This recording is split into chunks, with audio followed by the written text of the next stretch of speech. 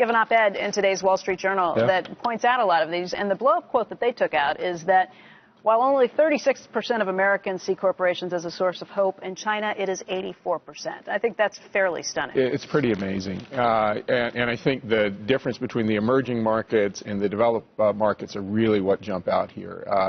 And it's fascinating. The sense of optimism, of sort of forward motion in those emerging markets is so powerful and strong.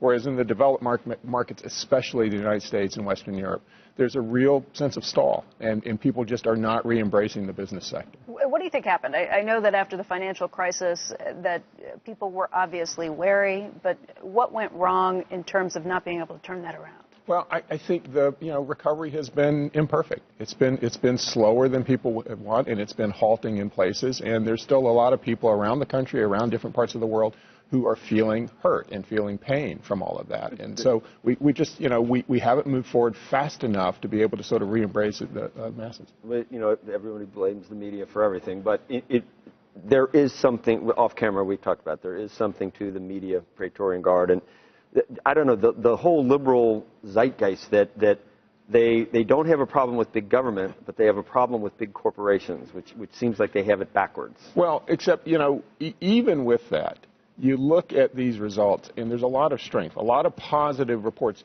including in developed markets with regard to corporations. People give them overwhelming credit for creating economic growth, for creating jobs, for actually being more socially responsible than they were a decade ago. It's a natural phenomenon.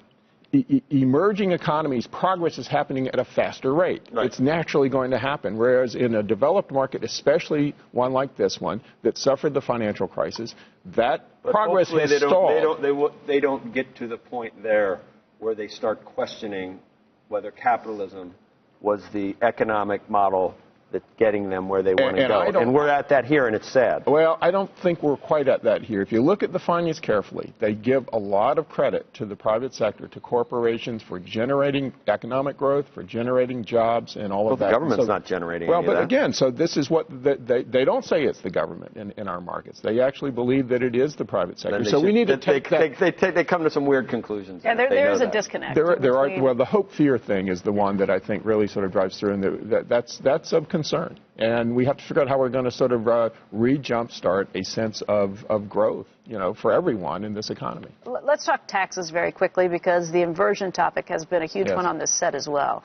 In the findings, it was 62% of the general population, 56% of executive suites in the developed worlds that think corporations actually take advantage of loopholes. That's a rather large number. It is a large number, and I think it speaks to why the tax inversion issue has been a salient one politically, which we know it is right now, and why people are focused on it.